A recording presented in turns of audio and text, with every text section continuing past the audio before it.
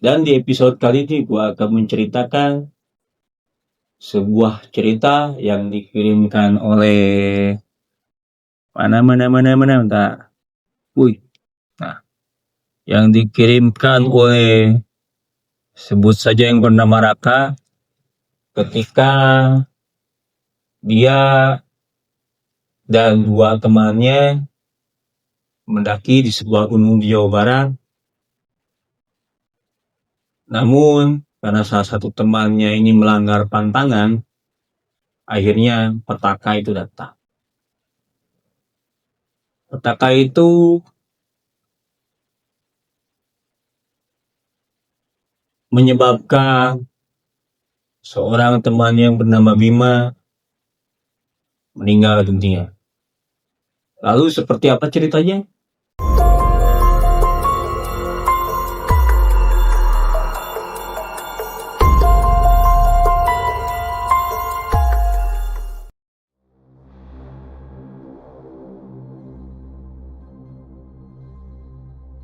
Assalamualaikum warahmatullahi wabarakatuh. Sampurasun. Balik lagi bareng gue Fikri Topik di Rumah Gudang Misteri. Dan di episode kali ini gue akan menceritakan sebuah cerita yang dikirimkan oleh bentar. Nah, yang dikirimkan oleh sebut saja yang bernama Raka ketika dia dan dua temannya mendaki di sebuah gunung di Jawa Barat. Namun karena salah satu temannya ini melanggar pantangan, akhirnya petaka itu datang. Petaka itu menyebabkan seorang teman yang bernama Bima meninggal dunia. Lalu seperti apa ceritanya? Jangan lupa like, comment, dan subscribe channelnya Rumah Gudang Misteri. Dan kalau misalnya kalian mempunyai cerita horor ataupun ingin bikin narasumber di Rumah Gudang Misteri, bisa DM ke Instagramnya Rumah Gudang Misteri di rumahgudangmisteri.official. Tanpa berlama waktu, kita masuk ke ceritanya. Jangan dilanjutkan kalau kamu penakut. Malam itu, di sebuah kaki gunung di Jawa Barat, udara terasa dingin menusuk tulang. Tapi semangat Raka, Bima, dan Doni jauh lebih membara. Mereka adalah trio pendaki. Namun, pendakian ini terasa berbeda. Mereka sudah diperingatkan oleh Mang Jaya, sesepuh desa setempat. Jangan sekali-sekali melangkah atau buang air di batu itu. Apalagi menguncap sumpah serapah di sana. Itu pantangan mutlak. Tempat itu gerbangnya. Bima, si paling skeptis, hanya tertawa, meremehkan. Mang Jaya ini ada-ada saja. Zaman sekarang masih percaya dengan hal begitu. Raka meski agak khawatir memilih diam. Doni hanya mengangguk sopan, meski sorot matanya menunjukkan keraguan yang sama dengan Bima.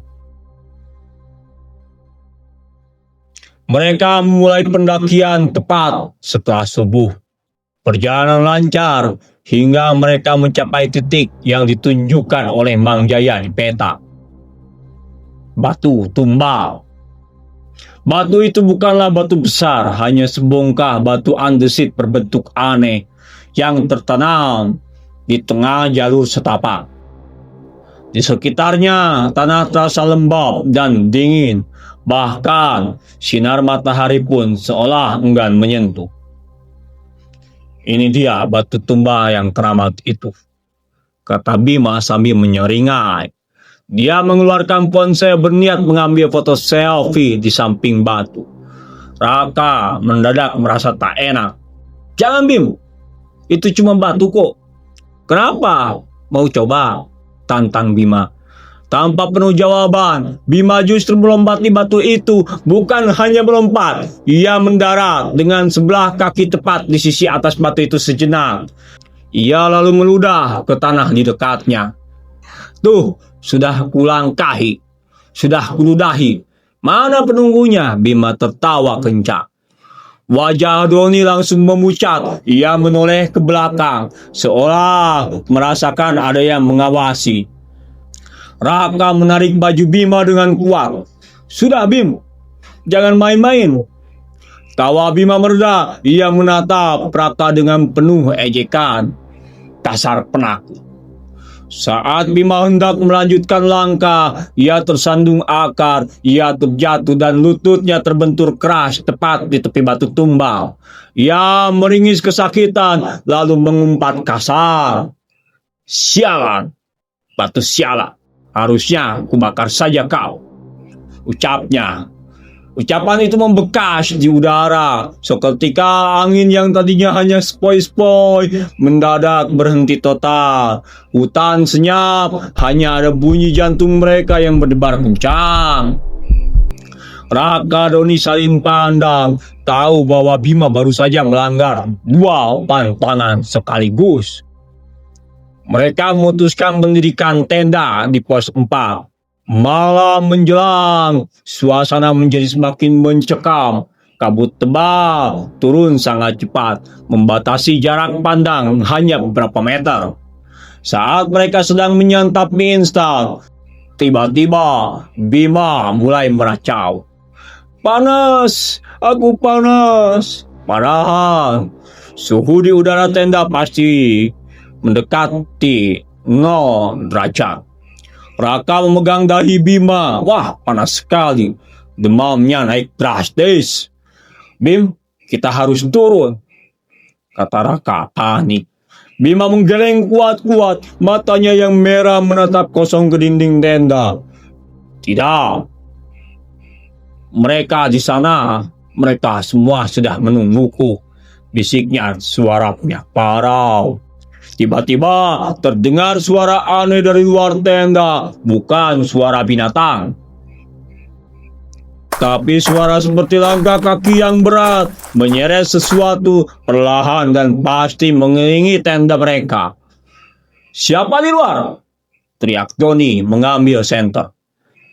Suara itu berhenti. Keheningan kembali melingkupi mereka. Tapi kali ini terasa lebih berat, seolah udara pun membeku. Lalu Bima tertawa, tawa yang dingin dan serak. Itu bukan suara Bima. Pukul 2 dini hari, Raka dan Doni sudah tidak bisa tidur. Bima terus-terusan menggigil dan berkeringat. Tolong aku kedinginan, rintih Bima. Doni merangkulnya, mencoba memberikan kehangatan. Tahan Bim, kita akan segera turun begitu pagi. Tiba-tiba Bima bangkit, matanya melotot. Ia menunjuk ke arah pintu tenda dengan jari gemetar.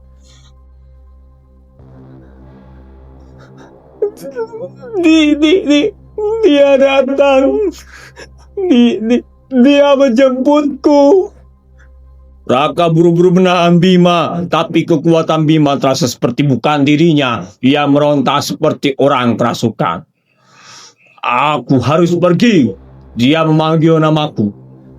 Tumbal. Dia bilang aku tumbal, teriak Bima histeris. Saat Raka dan Doni berjuang menahannya, terdengar suara bisikan berulang. Dari luar suara itu terdekat sangat dekat, seolah di samping telinga mereka. Kembalikan apa yang sudah kau langkahi. Kembalikan. Suara itu bukan hanya didengar tapi terasa bergetar di dalam dada. Saat lengah, sesaat Bima berhasil membuka resleting tenda. Ia melompat keluar, berlari kencang tanpa arah, menuju kegelapan yang diselimuti kabut. Raka dan Doni segera menyusul, berteriak memanggil nama Bima. Bim, kembali Bim. Mereka mengejar sejauh mungkin, hanya berbekal senter yang cahayanya tertelan kabut. Pencarian mereka terhenti di bibir sebuah jurang yang ditutupi kabut tebal. Di sana menemukan senter Bima tergeletak. Raka dan Doni sama-sama merasakan sesuatu yang dingin. Energi yang membuat bulu kuduk mereka berdiri tegak. Mereka tahu Bima sudah tidak ada. Mereka kembali ke tenda dengan hati hancur untuk mengambil perlengkapan dan segera turun. Keesokan harinya, tim SAR menemukan jasad Bima di dasar jurang, tepat di bawah pos 4. Kondisinya tragis, tidak ada bekas perlawanan, tidak ada bekas luka yang terbuka signifikan. Namun, di telapak kakinya yang terbentur batu tumbal, terdapat bekas luka bakar seperti goresan memanjang. Dan yang paling mengerikan, wajah Bima membeku dalam ekspresi yang ketakutan luar biasa. Seolah ia melihat sesuatu yang tak terbayangkan di detik terakhir hidupnya. Saat Raka dan Doni diinterogasi, mereka hanya bisa menceritakan soal demam mendadak, racauan, dan larinya Bima ke jurang, menyembunyikan cerita tentang batu tumbal dan bisikan malam itu. Mereka berdua tahu Bima tidak mati karena terpleset. Bima meninggal karena melanggar pantangan, mengusir sesuatu yang seharusnya dihormati, dan akhirnya menjadi tumbal atas kesombongannya sendiri.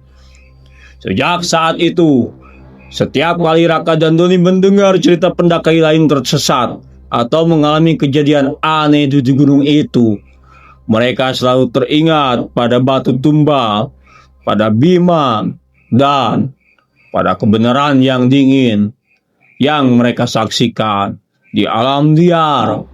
Hukum adat dan kepercayaan seringkali lebih nyata dan lebih kejam daripada hukum fisika.